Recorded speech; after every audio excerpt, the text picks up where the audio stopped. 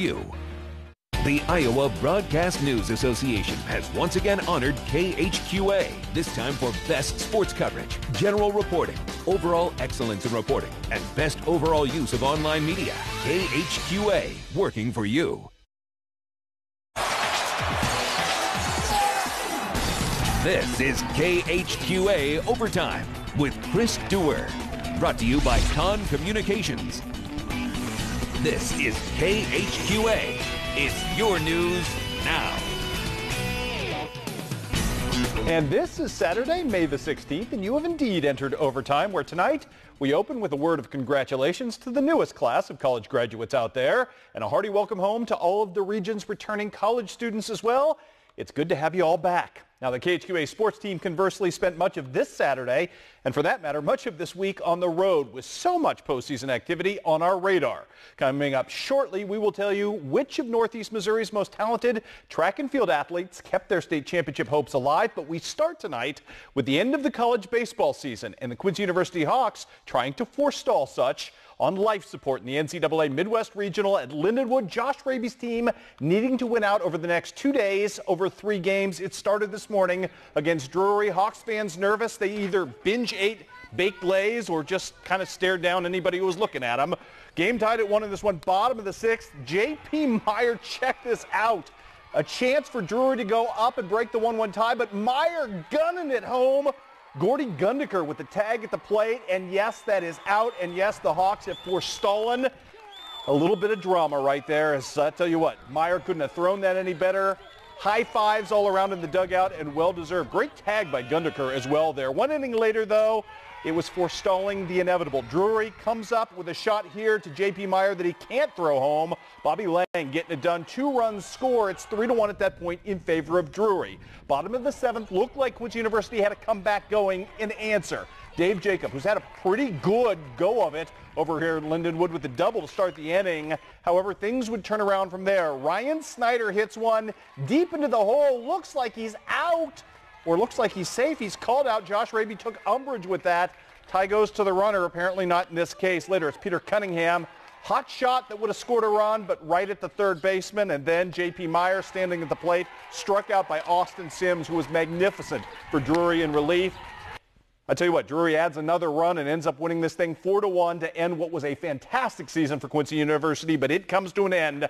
Now, the news on the back end, small consolation for the Hawks, is that Drury is now dead as well at the hands of Truman State. Truman State winning tonight 5-3. Paul Trenhale, the pride of Hannibal, Missouri, tonight with a hit and a run scored in that victory, as Truman State will play tomorrow for a regional championship. They will take on Ashland, who also came back through the back draw just a bit. So interesting doings. Ashland lost that heartbreaker to Quincy University on that Dominic Miles walk-off, but Ashland hasn't lost since. So Ashland and Truman State going for all the marbles coming up tomorrow.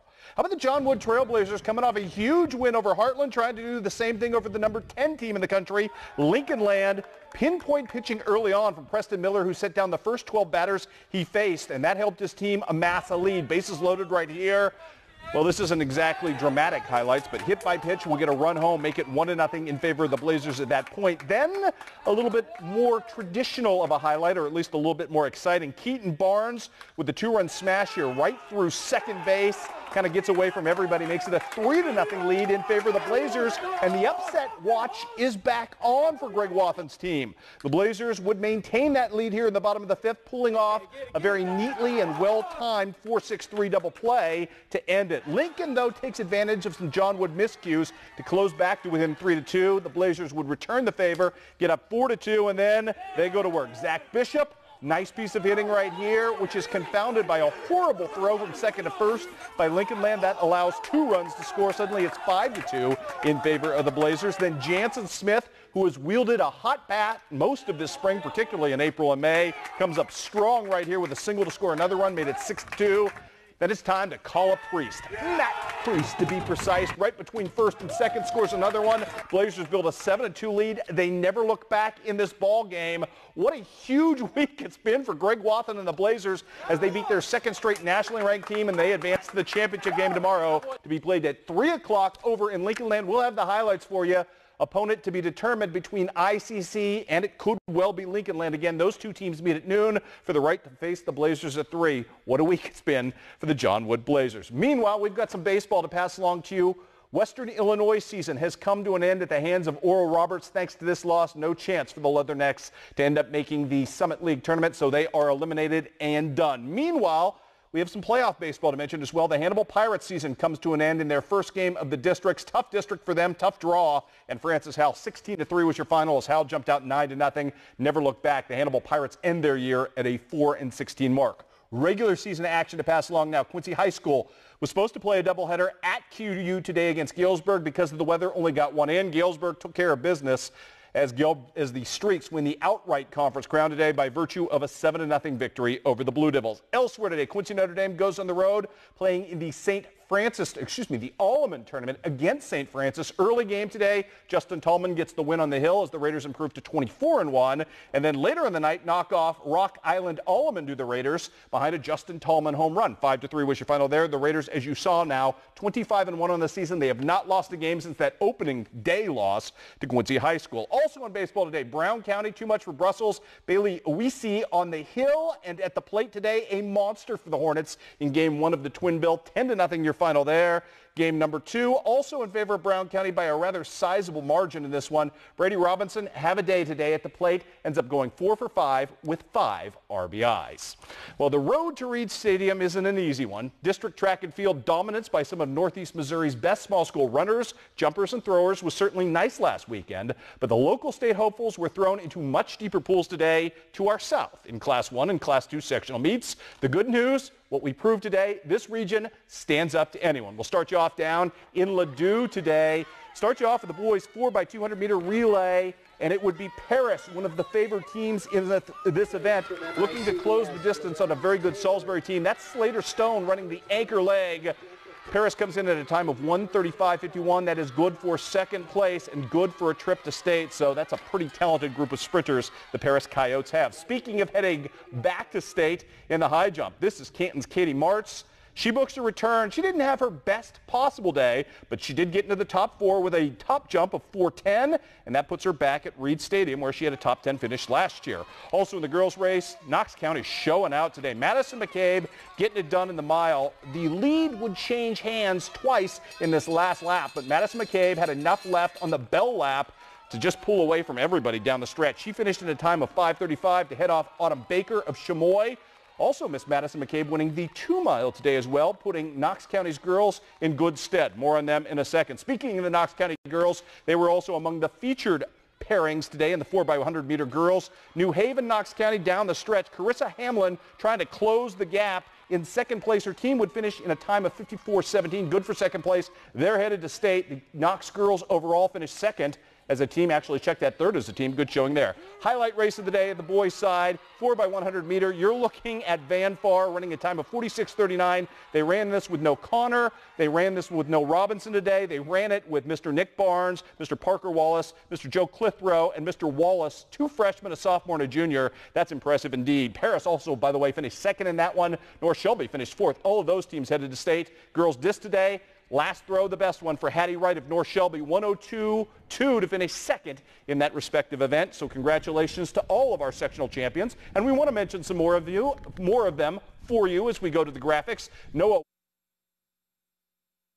showing. By the way, I should mention, sorry, I got ahead of myself. Van Far finished second as a team today. Blake Logan's team continues to show out on their way to state. Now, Noah Williams from Knox County and Madison McCabe, as I mentioned, boys-girls pairing, very nice for the Eagles to give them plenty of points today. Also on the docket today, the aforementioned Mr. Sherrod Connor ended up winning the 100-meter, beating out Jacob Rich and Noah Williams. So the local contingent well represented today, going 1, 2, 3 in that respective event. So pretty good stuff there from those guys as well. Some great championship runs. Jacob Rich really having a nice season as well. Also would be remiss if I didn't mention this. Freshman Lathan McMorris of Van Far finished second today in the mile behind a kid who signed to go to Baylor. So that tells you how good he's going to be and how good that kid is right now. Moving on now. we've got championships to talk about as well down at the sectional at Park Hills. Loaded event today. Monroe City, it was your kind of day as the Monroe City boys take first, the Monroe City girls take second. Your individual champs included the defending state pole vault champion, Chase Penawell,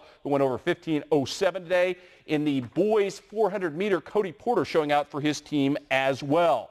Talking about some relays, the Monroe City boys also led today by their 4x8. That is the team of Noah McAfee, Sawyer Powers, Trey Gander, and Jonathan Shuck. They're really good. Got a chance to win a state championship next week. Keep an eye on them. And keep an eye on Noah McAfee, who's been fantastic in the intermediate hurdles. Had a PR last week, flirted with it again today. Time of 42:21 down there in a fast meet. On the girls' side today, another 4x8 for Monroe City, and Emily Okenfuss, the freshman in the 800-meter, really good. That 4x800-meter girls team is Emily Burt, Emily Okenfuss, Madison Hayes, and Delaney Okenfuss as well. And also the Okenfusses, that's not easy to pluralize as we move on to the next one, show out as well there with some really good results. Asia Troy joining the mix there as well. We'll get to that in a second. Not only Monroe City kids winning sectional titles today, we had others. Bryson Ivy from Louisiana in the high jump went over 6'2", struggled to get over 6 feet last week. He's showing good signs headed into state. Drew Woods from South Shelby destroyed everyone in the mile today. He's going to state as well. Also today, Denise Blackwell doing some great work in the 300-meter hurdles. And check out another great freshman, Mackenzie Latham from Mark Twain with a second-place finish in the long jump. Congratulations to one and all. And the qualifiers you don't see, there are too many to mention. Just wanted to mention the champions to you because that's all we had time for. Let's take you to district action today. Hannibal down at Parkway Central. Taya Burse right here doing her thing in the 100-meter hurdles qualifying. She finished second on the day. Her team finished second as well. Miss Burse a time of 16:14 today individually in the finals. Speaking of people doing well today, Hannibal goes second and first in the triple jump. Shamar Griffith right here took third place in the triple jump with a jump right here of 42.6. Brandon Hackamack, even better, your champion of the district today, winning with a jump here of 45 feet, 1.5 inches for him. So congratulations there as well. Looked like the sprints would be tough today, although in qualifying in the rain, Jerry McBride, I should say. Jerry McBride out and running and setting the pace early on. He was the fourth fastest qualifier, would finish in 8th place individually, however, today. Shamar Griffith, a little better. Didn't qualify as well, but finished 5th individually as well when that was all said and done. How about Dylan Powell, the monster in the throwing ring today? Pretty good showing on both sides of the ledger. Disc right here, his best throw, 142 feet. That was good for second place individually. Also in the shot put today, 49 feet, so he didn't go over 50 as he has typically done of late, but ended up with a second place finish. How about the pole vault today? Another 1-2 finish for the Pirates. This is your first place finisher going over 13 feet. Connor Storger, who ends up with a first place finish over his teammate Tanner Teagan, who also did some pretty good work today, clearing 13 feet. So congratulations to both those gentlemen. Jimmy Caniglio's boys showing out on the pole vault today as well. And maybe your best showing from Hannibal of all, your most dominant. How about the 4x800 meter? Hannibal's really good there. Mike Villa right here finishing the anchor leg. His team fell behind. He wasn't happy about it. He made up distance quickly on the bell lap. His 2 laps just ridiculously dominant, as you will see here, as Hannibal finishes in a time of 18:61 for the championship there as well. So district stuff good. Hannibal going to the sectional next week at MICDS as the champions on the boys' side, second place on the girls' side. Hannibal boys just ran away with absolutely everything today. And I did miss one district champion on the girls' side today. Didn't get a chance to see her in the high jump, but congratulations to Julie Colburn, who ended up finishing the high jump over 5 feet. That was good enough for the win for her as she heads to the sectional as well with a chance to try and take that to the next level and book a trip to state. Also, Brandon Hackamack today won the long jump. Kid's just ridiculously springy. Good for him as well. And finally, late scores in tonight from the big district down at Centralia today, but we finally have them. Among your district champions today, teams trying to qualify for the sectional. Kelsey Finley of Bowling Green in the 800 meter and the phenomenal Renee Bushling of Clark County, who won both the mile and the 2 mile today. Also, Bowling Green, well, they can do some things in the distance events. On the girls' side, win the 4x8. Also, Jalen Early of Bowling Green wins the high jump today. Also, non-Bowling Green winners today included Miss Jessica Roberts in the disc with a throw of 122.09. On the boys' side today, Palmyra with some nice qualifiers today. In the 800 meter, Mr. Zach Lewis doing it in 2:07, which is a really good time. As I mentioned, Bowling Green kind of corners the market on distance runners. Philip Loggeman won the mile and then helped the 4x800 meter team win today a district championship in a time of 8:43. Also want to mention some throwers for you from Palmyra. Matthew Frankenbach, the monster, with a throw of 52 feet today. Good to see him healthy and back in the shot. Daniel Leyenbauer from Palmyra with a throw of 141 in the disc, both good enough for championships today. One champion I did not mention there, Mr. Adam Holt of Bowling Green in the triple jump. I'm all out of breath. That's a lot of track and field, but you guys win. You deserve it. And hopefully next week we'll have some state champions to talk about, and we'll see Hannibal and Palmyra and Bowling Green and all of those teams still in the sectional mix try to pull their way to state as well a week later. We've got more overtime for you coming up after this. An important message from Dempsey, Dempsey & Mollering. We attorneys at Dempsey, Dempsey & Mollering are proud to be representing veterans